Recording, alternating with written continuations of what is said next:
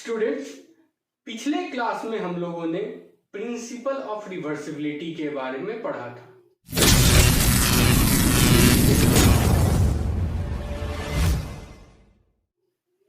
एक बार देख लेते हैं कि प्रिंसिपल ऑफ रिवर्सिबिलिटी क्या बोलता है। ये मीडियम 1 हुआ, ये मीडियम 2 हुआ, ठीक है, और ये इंटरफेस हुआ, ये नॉर्मल। रे इंसिडेंट कर रहा है इस इंटरफेस पे, ये इस मीडियम से इस मीडियम में जाना चाह रहा है, ये हो गया एंगल ऑफ इंसिडेंस आई, और रिफ्रैक्शन के बाद ये एंगल और इधर आ गया, ठीक है। यहां पे जब इस रिफ्रैक्टेड रे के जस्ट सामने, मतलब कि नॉर्मली हम लोग कोई प्लेन मिरर लगा देते हैं, तो प्लेन मिरर पे हम लोग जानते हैं कि प्लेन मिरर पे अगर कोई रे नॉर्मली इंसिडेंट करता है तो वो अपने पाथ को रिट्रेस करता है, ठीक है। तो जिस पथ पर ये आया था उसी पथ पर ये वापस लौट जाएगा, और रिफ्रैक्शन के बाद ये इसी पाथ को रिट्रेस करेगा।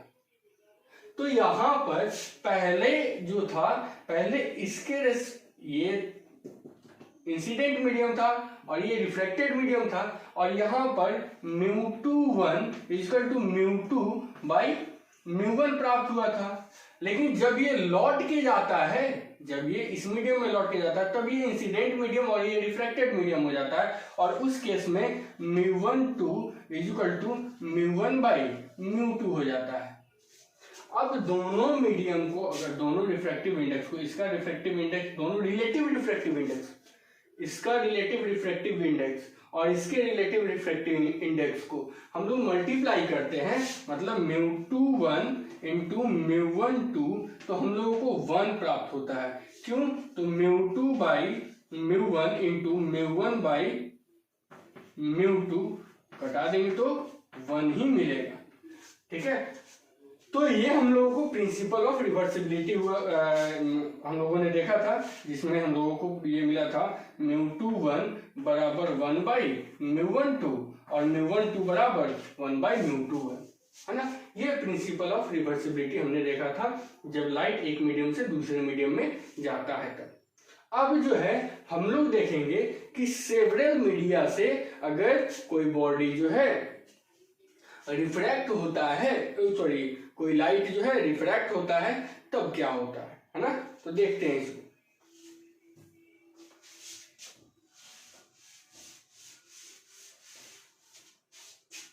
देखिए हमारे पास ये एक मीडियम हो गया,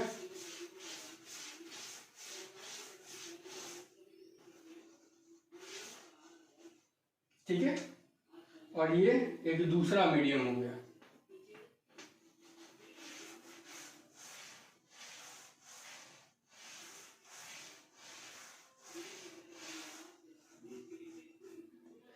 देख लीजिए, इस मीडियम का रिफ्रैक्टिव इंडेक्स हो गया μ1, इसका हो गया μ2, इसका μ3, और ये फिर हो गया μ1।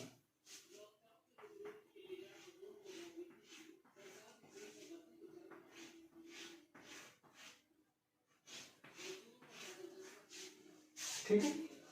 अब क्या करते हैं हम लोग, एक रे लेते हैं, ये नॉर्मल हुआ, ठीक है, ये हो गया आपका इंसिडेंट रे आई,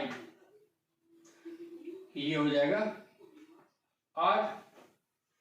रिफ्रैक्टेड रे, फिर इस सरफेस पे ये इंसिडेंट हुआ,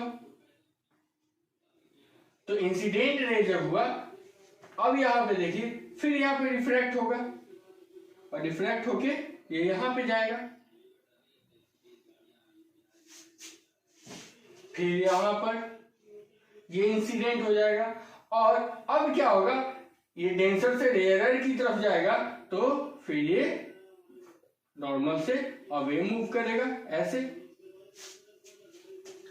तो ये फाइनल इमर्जेंट रे हो गया, फाइनल इमर्जेंट अर्थात निर्गत किरण, है ना। जब इस किरण का वास्तविक पथ को ड्रॉ करेंगे, इसका रियल पाथ जो है उसको ड्रॉ करेंगे, तो इसका रियल पाथ कैसे था, ऐसे था ना, अब देखेंगे कि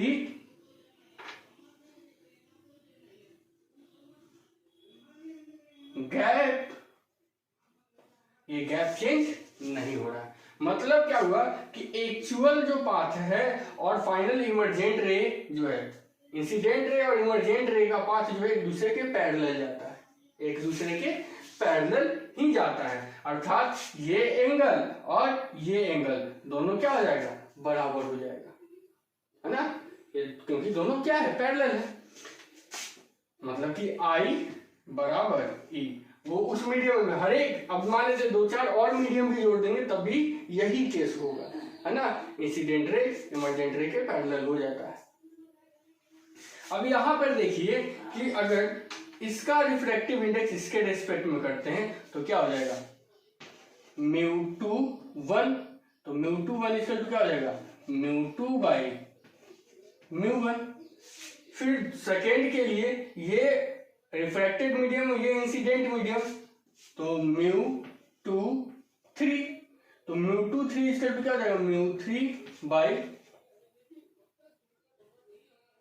एक मिनट μ3 2 ना, तो μ3 बाई μ2। फिर अगले के लिए, अगले इंटरफेस के लिए ये रिफ्रैक्टेड मीडियम और ये इंसिडेंट मीडियम, तो μ1 3 बराबर क्या हो जाएगा, μ1 बाई μ3। तो अलग अलग इंटरफेस पे हम लोग रिलेटिव रिफ्रैक्टिव इंडेक्स देख लिए कि इस मीडियम का रिफ्रैक्टिव इंडेक्स इसके रेस्पेक्ट में कितना होगा, μ2 बाई μ1। इस मीडियम का रिफ्रैक्टिव इंडेक्स इसके रेस्पेक्ट में कितना होगा, μ3 बाई μ2। इस मीडियम का रिफ्रैक्टिव इंडेक्स इसके रेस्पेक्ट में कितना होगा, μ1 बाई μ3, या इस मीडियम का रिफ्रैक्टिव इंडेक्स इसके रेस्पेक्ट में क्या हो जाएगा, μ3 बाई μ1। अगर मान लेते हैं कि यहां पर फिर इस सरफेस के नॉर्मल हम लोग क्या करते हैं कि एक प्लेन मिरर रख देते हैं, तो फिर से हम लोग देखेंगे कि ये रे जो है अपने पाथ को रिट्रेस कर लेता है, मतलब कि पुनः उसी पथ पर वापस लौट जाता है। इसके लिए क्या होगा कि तीनों मीडियम का रिलेटिव रिफ्रैक्टिव इंडेक्स हमको 1 आना चाहिए, मल्टीप्लीकेशन जो है हम लोगों को 1 आना चाहिए। तो करके देख लेते हैं, इसका रिलेटिव, इस मीडियम का रिलेटिव रिफ्रैक्टिव इंडेक्स कितना हो जाएगा, μ2 1 इंटू इसका μ3 2, इसका μ1 3, इट इज इक्वल टू μ2 1 का वैल्यू कितना है, μ2 बाई μ3, μ3 2 का वैल्यू कितना है, μ3 बाई μ2, और तो ये μ2, उसके बाद μ1 बाई μ3। देखिए μ2 1 का वैल्यू कितना है, μ2 बाई μ1, μ2 बाई μ1। μ3 2 का वैल्यू कितना है, μ3 बाई μ2, μ3 बाई μ2। μ3 1 का वैल्यू कितना है, μ1 बाई μ3, μ1 बाई μ3।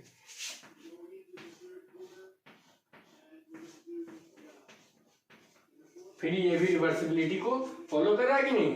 तो आप एक मीडिया से करें, 2 मीडिया से करें, 4 मीडिया से करें, 5 मीडिया से करें, कोई फर्क नहीं पड़ता है ना। रिवर्सिबिलिटी का जो लॉ है मल्टीपल मीडिया के लिए भी फॉलो करता है, तो इसको नोट कर लीजिए।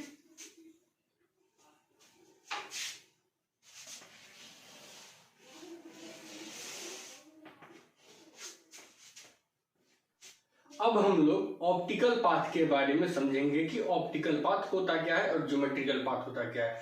ज्योमेट्रिकल पाथ और ऑप्टिकल पाथ में क्या रिलेशन होता है, तो एक डायग्राम के द्वारा हम लोग समझते हैं, ठीक है। हेडिंग दे देंगे,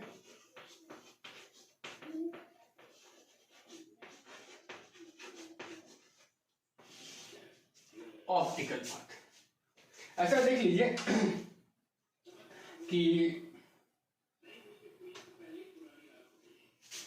ये एक मीडियम है, ये एक मीडियम है,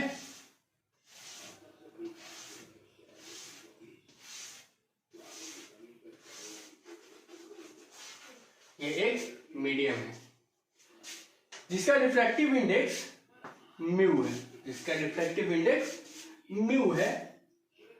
अब इसमें लाइट जो है ट्रेवल कर रहा है, लाइट जो है इसमें ट्रेवल कर रहा है, मतलब इसको क्रॉस कर रहा है। इसका लेंथ अगर हम लोग मान लेते हैं x, इसका लेंथ हम लोग मान लेते हैं, तो इस x लेंथ को ट्रेवल करने में लाइट को कुछ ना कुछ टाइम जरूर लगेगा। मान लेते हैं वो टाइम t लगा। कितना टाइम लगा? t। और इसमें लाइट जो है v वेलोसिटी से ट्रेवल कर रहा है। किस स्पीड से कर रहा है? लाइट जो है मूव कर रहा है v वेलोसिटी से। तो डिस्टेंस कितना है? x, और किस वेलोसिटी से? v वेलोसिटी से। तो t टाइम में इसके द्वारा ट्रेवल किया गया distance x equal to v by T हो जाएगा। x इक्वल टू क्या हो जाएगा? v by T. तो t इज इक्वल टू क्या हो जाएगा? v by X. t by T equal to v by X हो जाएगा। अब इसी टाइम में लाइट के द्वारा कितना डिस्टेंस ट्रेवल किया जाएगा? अगर निर्वात की बात करते हैं तो निर्वात में मान लेते ये है वैक्यूम। तो वैक्यूम में लाइट जब ट्रेवल कर रहा है तो किस स्पीड से ट्रेवल करेगा? c से। लाइट किस स्पीड से ट्रेवल करेगा? c से, है ना। टाइम कितना है? t time. तो t टाइम में निश्चित रूप से, अब देखिए इसमें जो रेसिस्टेंस झेलना पड़ रहा है, इसको वो रेसिस्टेंस निर्वात में तो नहीं झेल पाएगा। तो निर्वात में इसके द्वारा जो डिस्टेंस, लाइट के द्वारा जो डिस्टेंस ट्रेवल किया जाएगा वो निश्चित रूप से कुछ अधिक ही होगा, और उसको मान लेते हैं हम लोग एक्स डैश। उसको क्या मान लेते हैं? X dash. ज्योमेट्री के हिसाब से ये जो एक्स डिस्टेंस है वो क्या हुआ? Geometrical length. एक्स क्या हो जाएगा? X is equal to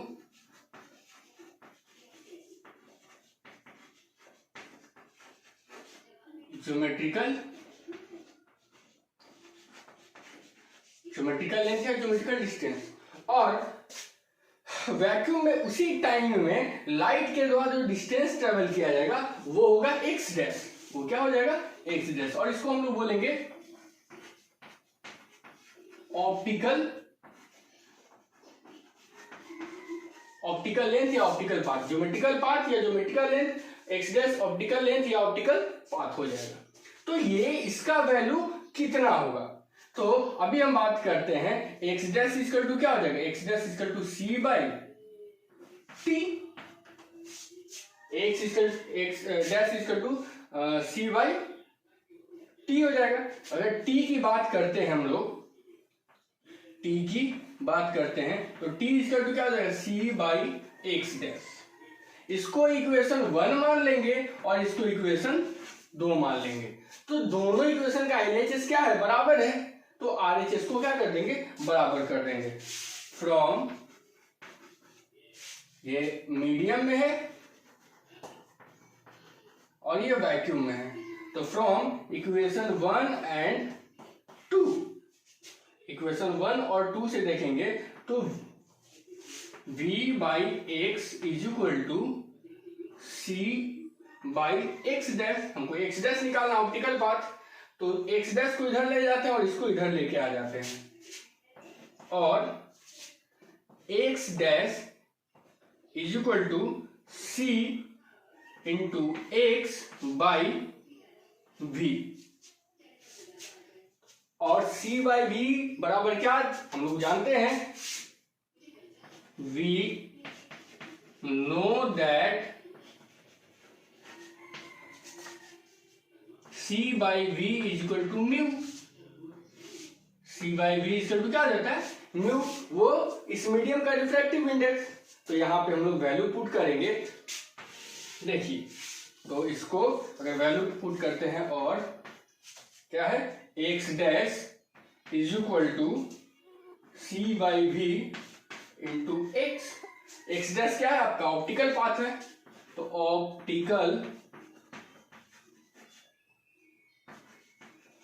optical path is equal to C by V equal to mu होता है, तो म्यू इंटू एक्स। ये ऑप्टिकल पाथ हमेशा इस ज्योमेट्रिकल पाथ से अधिक होता है। म्यू का वैल्यू, मिनिमम वैल्यू क्या हो सकता है 1, हमेशा म्यू का वैल्यू 1 से अधिक होगा। तो 1 से जब अधिक होगा तो x के साथ 1 से अधिक को अगर मल्टीप्लाई करेंगे तो वो निश्चित रूप से 1 से ज्यादा ही होगा। ठीक है, तो ऑप्टिकल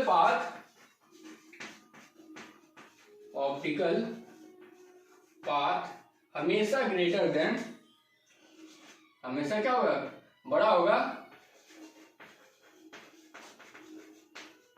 ज्योमेट्रिकल पाथ से, हमेशा ज्योमेट्रिकल पाथ से अधिक होगा। इसको नोट कर लीजिए। ये जो देखिए ऑप्टिकल पाथ और ये हम लोग क्यों निकालते हैं, तो ये दोनों पाथ के बीच पाथ डिफरेंस निकालने के लिए इस ऑप्टिकल पाथ और ज्योमेट्रिकल पाथ का यूज किया जाता है। अब हम लोग पढ़ेंगे लैटरल शिफ्ट के बारे में।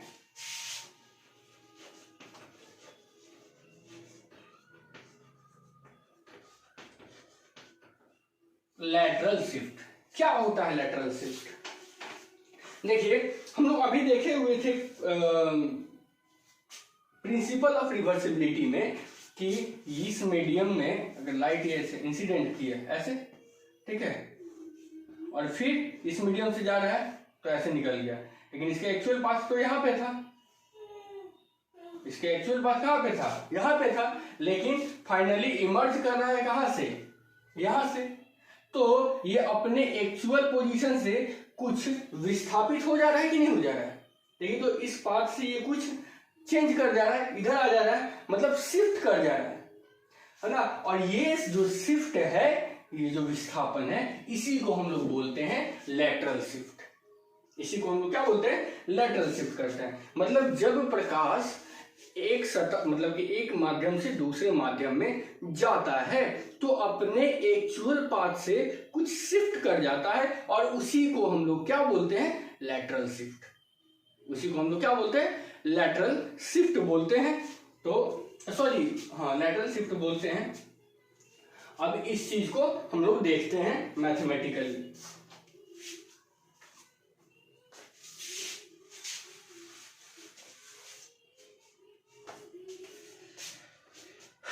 देखिए यहां पे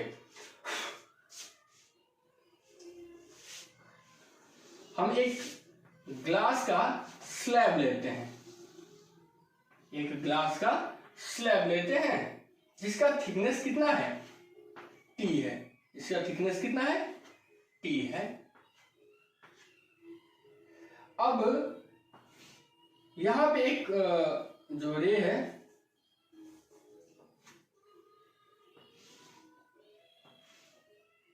ये इंसिडेंट रे है और एंगल ऑफ इंसिडेंस हो गया। यहां पे हम लोग एयर लेते हैं, ये एयर है, ये ग्लास है,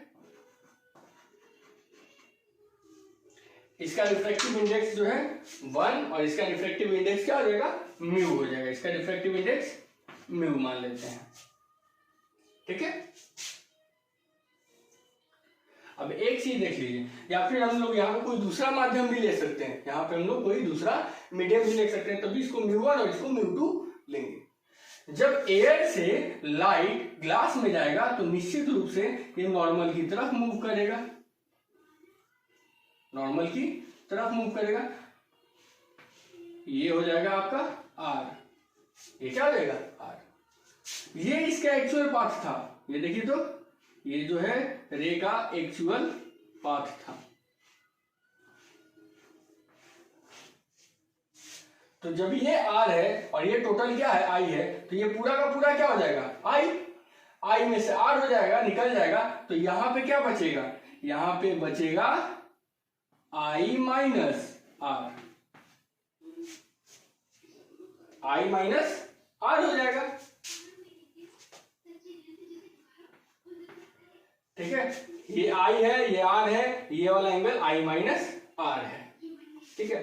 अब यहां पे देखिए, ये जब रे इंसिडेंट हुआ, ये रे इधर गया, फिर यहां पे एक नॉर्मल आया, और नॉर्मल के बाद अब लाइट जो है डेंसर से रेयरर की तरफ जा रहा है, तो निश्चित रूप से ये नॉर्मल से अवे मूव करेगा। तो नॉर्मल से जब अवे मूव करेगा तो ये हो जाएगा E। ये क्या हो जाएगा? Emergent angle. ये क्या हो जाएगा? इमरजेंट। ये R है, तो ये भी क्या हो जाएगा R। जो दोनों रे के बीच में सेपरेशन है, शिफ्ट कितना है, शिफ्ट इतना ही ना है, यही शिफ्ट निकालना है, तो ये शिफ्ट इसके बराबर हो जाएगा क्योंकि दोनों पैरेलल है। ये शिफ्ट किसके बराबर, इतना हो जाएगा। तो हम लोग पहले नेम दे देते, ये हो गया A, ये B, ये C और ये D। तो CD का लेंथ अगर हम लोग निकाल लेते हैं, ये जो CD है इसका लेंथ अगर हम लोग निकाल लेते हैं तो हम लोगों को लैटरल शिफ्ट मिल जाएगा। चलिए AB का लेंथ कितना है, ये AB जो है A से B का लेंथ कितना है, जितना इस ग्लास का थिकनेस है, तो AB बराबर कितना हो जाएगा, AB बराबर T। अब ट्रायंगल A C B में ध्यान देते हैं, triangle A C B, in triangle A C B, तो ये 90 डिग्री, ये 90 डिग्री हो गया, ये एंगल R है, तो R के सामने वाला CB क्या हो जाएगा, P हो जाएगा, AB क्या हो जाएगा, B हो जाएगा, और AC क्या हो जाएगा, H। Hypotenuse, perpendicular and base, विकर्ण, लंब तथा आधार। अगर हम AC निकाल लें तो AC को निकालने के लिए क्या करना पड़ेगा, पता हम लोगों को कौन है, B पता है, और H हम लोगों को निकालना है ना। तो B बाई H बराबर हम लोगों को क्या मिलता है, कॉस थीटा, ये तो हम लोग जानते हैं। तो यहां पर B क्या है, AB है, यहां पे B इक्वल टू AB बटा H क्या है, AC बराबर कॉस थीटा कितना है, R। हम लोगों को निकालना है AC, तो AC बराबर क्या हो जाएगा, AC इधर जाएगा और ये इधर आएगा, AC बराबर AB बटा कॉस R। तो AC बराबर AB का मान कितना है, T, तो T बटा कॉस R, ये हो जाएगा आपका AC का वैल्यू, ये आपके AC का वैल्यू हो जाएगा। अब हम बात करते हैं, निकालना हम लोग को CD है, तो CD निकालने के लिए हम कौन से ट्रायंगल पे अब कंसीडर करेंगे, अब कंसीडर करेंगे हम लोग A D और C पे, ADC पे। तो ADC में देखिए तो एंगल DAC का मान कितना है, I minus R, I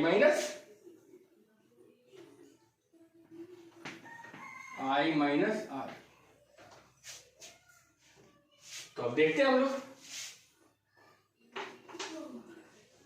in triangle ACD, चलिए कोई दिक्कत नहीं, ACD। तो यहां पर देख लीजिए ये 90 डिग्री हो गया, इस एंगल के सामने वाला DC परपेंडिकुलर, DC क्या हो गया, परपेंडिकुलर, AD क्या हो गया, बेस, और AC क्या हो गया, हाइपोटेनस। ठीक है, तो हम लोगों को निकालना है परपेंडिकुलर, तो परपेंडिकुलर हमको निकालना है और हाइपोटेनस पता है, तो परपेंडिकुलर और हाइपोटेनस में कौन सा रिलेशन होता है, साइन थीटा का, तो sine theta is equal to P by H, sine theta is equal to P by H।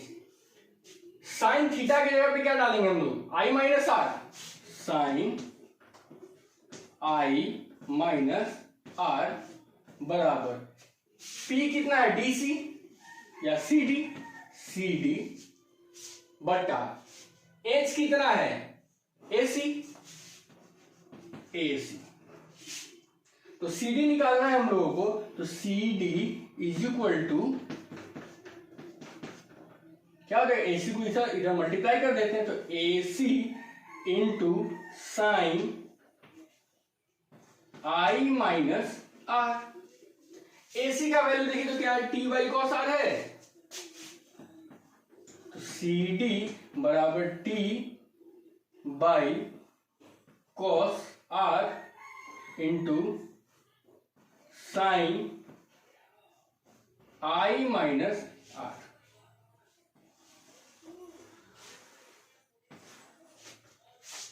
ये जो है आपके CD का वैल्यू, तो यही CD ना आपका लैटरल शिफ्ट है, तो हम लोग लिख सकते हैं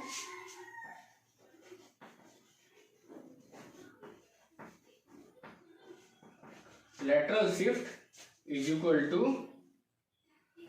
T sin I minus R बटा cos R, या इसको ऐसे भी लिख सकते हैं cos R 1 by cos R इसका टू सेक R होता है, तो T sec R into sine I minus R। लेकिन एक चीज देख लीजिए,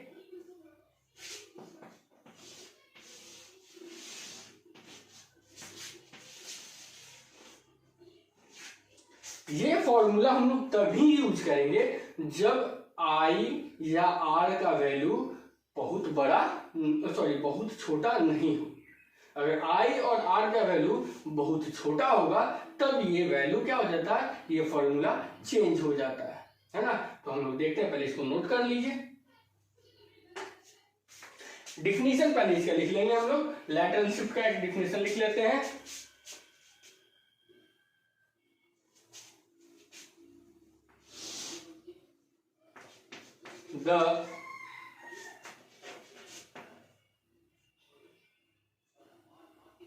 The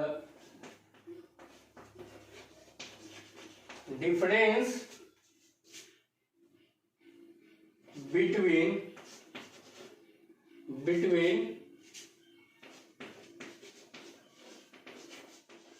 incident ray and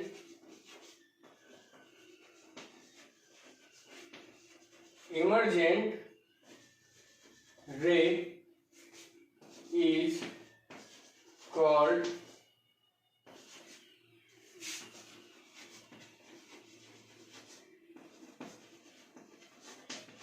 lateral shift। Incident ray और इमर्जेंट रे का जो डिफरेंस है वही हमारा क्या कहलाएगा, लैटरल शिफ्ट कहलाएगा। हिंदी लिख देंगे, आपतित किरण तथा निर्गत किरण के बीच अंतर को ही हम लोग लैटरल शिफ्ट कहते हैं। इसको पार्श्व विस्थापन भी हिंदी में बोला जाता है। नोट कर लीजिए। अब लैटरल शिफ्ट का हम स्पेशल केस देखते हैं, ठीक है। ये स्पेशल केस क्या है कि अभी देखिए लैटरल शिफ्ट का तो हम लोग फॉर्मूला देखे हुए थे। क्या देखे हम लोग formula, is equal to T sine I minus R बटा कॉस आर। ये फॉर्मूला कब है, जब आई या आर का वैल्यू स्मॉल नहीं है। लेकिन अगर आई का एंगल ऑफ इंसिडेंस काफी छोटा होगा तो एंगल ऑफ रिफ्रैक्शन भी बहुत छोटा होगा, है ना। तो उस केस में फॉर्मूला क्या होता है, इफ आई बराबर वेरी स्मॉल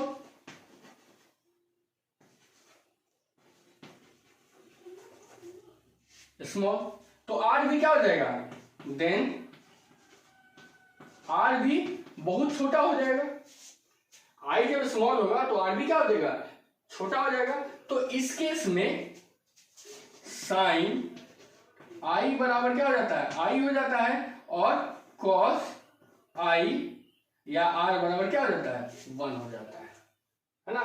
अब हम लोग इस फॉर्मूले के आधार पे चलते हैं, ठीक है। तो lateral shift L is equal to क्या हो जाएगा, T sine I minus R, sine A minus B. तो साइन ए माइनस बी का फॉर्मूला क्या होता है, sine A into cos B minus cos A into sine B, ठीक है, बटा कॉस हम लोग सबसे पहले देखिए और साइन आर बराबर आर और कॉस आर बराबर 1। पहले हम लोग कॉस आर और साइन कॉस आई का वैल्यू हम लोग डाल देते हैं और तब देखते हैं।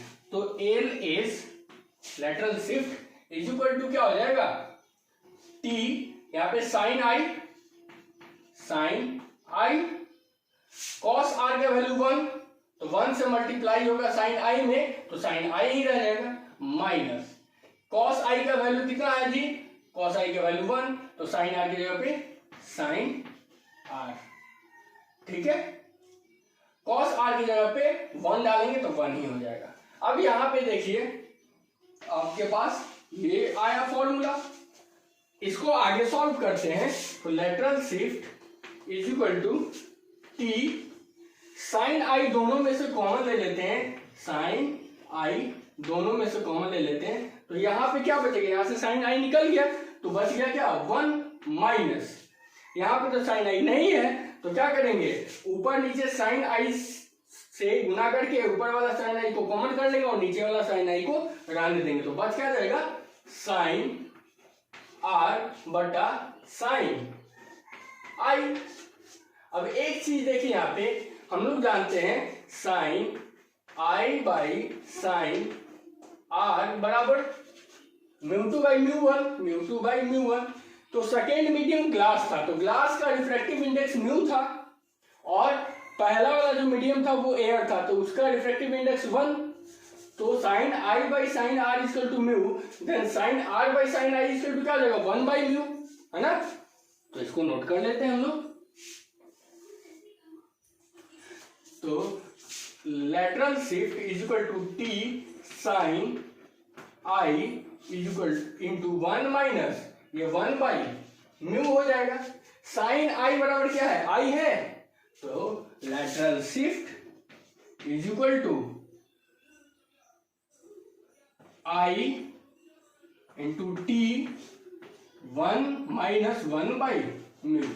यहां पे देखिए ये जो आई है ये रेडियन में है, तो ये हो गया आपका लेटरल शिफ्ट का फॉर्मूला, है ना, इसको नोट कीजिए। अच्छा, अगर मान लेते हैं कि आई स्मॉल नहीं होगा तो जो फॉर्मूला हम लोग पढ़े हुए थे उसके अलावा और कौन सा फॉर्मूला हो सकता है, तो इसको हम लोग देखते हैं, पहले इसको नोट कर लीजिए।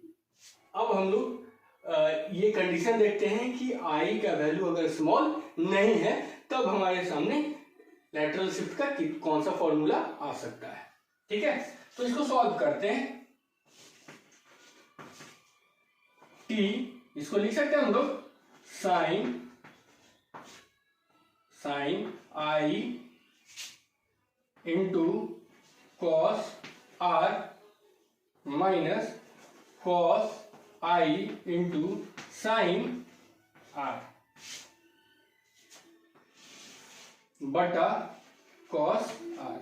अब कॉस आर को हम दोनों तरफ डिवाइड करते हैं, है ना, तो lateral shift is equal to T sine I cos R बटा cos R minus cos I into sine R by cos are.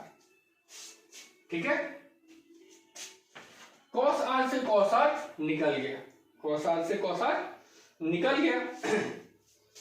तो हम लोग अब साइन आई को दोनों तरफ से कॉमन ले लेते हैं, तो lateral shift equal to T sine I, तो यहां पे बच क्या गया 1 माइनस, यहां पे तो साइन आई है ही नहीं, तो साइन आई से ऊपर नीचे गुना करके ऊपर वाला साइन आई को कॉमन कर लेते हैं, नीचे वाला साइन आई को रहने देते हैं, तो cos I into sine R बटा cos R into sine I. ठीक है, फिर sine I by sine R equal to क्या हो जाएगा म्यू, तो sine R by sine I equal to क्या हो जाएगा 1 बाई म्यू। अब हमारे सामने ये फॉर्मूला आ गया कितना, lateral shift equal to T sine I into 1 minus cos I बटा कॉस आई बटा mu cos R.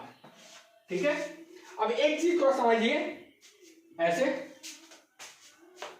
Sign I by sine R equal to mu होता है, तो साइन आई इक्वल टू क्या हो जाएगा, mu sine R, mu sine R हो जाएगा। अब यहां पे इस फॉर्मूले को हम लोग यूज करते हैं, और एक और फॉर्मूला यहां पे देखिए, cos थीटा इक्वल टू क्या होता है, root under 1 minus sine square theta, तो उस फॉर्मूले का यूज यहां पे है। अब यहां पे आते हैं, lateral shift is equal to T sine I into 1 minus cos I को लिख सकते हैं root under 1 minus sine square theta के जगह पे आई बटा म्यू को बाहर करते हैं, और इसको क्या लिख सकते हैं, कॉस आर को क्या लिख सकते हैं, root under 1 minus sine square R. Mu को जब रूट के अंदर ले जाएंगे तो ये स्क्वायर हो जाएगा। Lateral shift equal to T sine I into 1 minus root under 1 minus sine square I बटा म्यू इधर गया तो root under mu square minus mu sine R का होल स्क्वायर लिख सकते हैं। देखिए, तो म्यू साइन आर किसका वैल्यू है, साइन आई का वैल्यू है, तो हम लोग लिख सकते हैं lateral shift is equal to T sine I into 1 minus root under 1 minus sine square I बटा mu square minus sine square I. ये फॉर्मूला कब यूज होगा, जब आपको एंगल ऑफ रिफ्रैक्शन पता नहीं है। हालांकि तब भी आप निकाल सकते हैं, sine I by sine R से, वहां से आर का वैल्यू आप निकाल सकते हैं, बट आई का वैल्यू अगर आप चाहते हैं कि सिर्फ आई के वैल्यू से निकाल लें फॉर्मूला, अगर आर का वैल्यू कॉम्प्लेक्स है निकालना तो हम लोग डायरेक्ट इस वैल्यू से निकाल सकते हैं। ठीक है, तो ये आपके सामने ये हुआ लेटरल शिफ्ट का फॉर्मूला। एक फॉर्मूला ये है जब आई छोटा रहेगा तब का फॉर्मूला देखें, और एक कॉमन फॉर्मूला जो कि सबको ही पढ़ते हैं, जो जिस पर मैक्सिमम प्रॉब्लम बनता है बोर्ड लेवल का, तो वो पढ़ चुके हैं। तो ये हो गया आपका लेटरल शिफ्ट, इसको नोट कर लीजिए। ठीक है।